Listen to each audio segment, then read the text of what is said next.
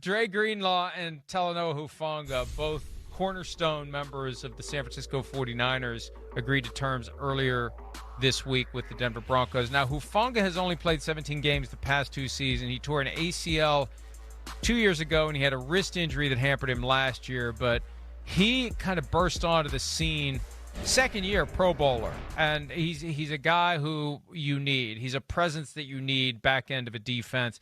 His deal pays a max of $45 million. I've heard, though, that there's a lot of fluff caca in the reporting of that deal. I mean, that wouldn't shock me. You explained it, right? He's a physical guy. He's been banged up and injured, right? So I would think maybe there's some fugazi numbers there. But either way, healthy makes a lot of sense for this football team. I mean, both of these guys, right? I mean, if both of these guys work out, they got great deals, Denver. These are value deals. Dre Greenlaw, when we know is at his best, is one of the best linebackers in football, period. Hufanga, right, is a guy that was all pro 3 years ago. And you talk about like a kamikaze force as far as a strong safety.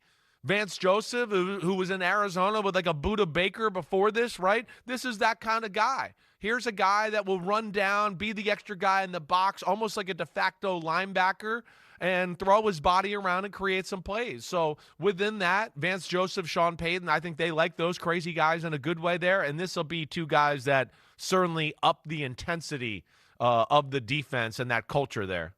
Yeah, the problem with having those guys who are crazy in a good way is sometimes crazy leads to bad things. Yeah, when you throw your body around, your body can get injured. And Hufanga's career has been derailed. It's almost like the Jamal Adams mindset. Like, he plays so hard and he plays with such reckless abandon. It's too reckless, and you abandon your health in the process. Yeah, you worry about that. Set yourself up for something to happen. You just run. Imagine that mindset. Like it's the Tasmanian. Like, if the Tasmanian devil would constantly get injured, maybe the Tasmanian devil wouldn't do what the Tasmanian devil does.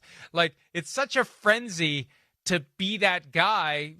I don't know how you set it aside, this reality that this is the recipe for getting yourself injured, not being able to do the thing you love for an extended period of time. But that's what makes them great.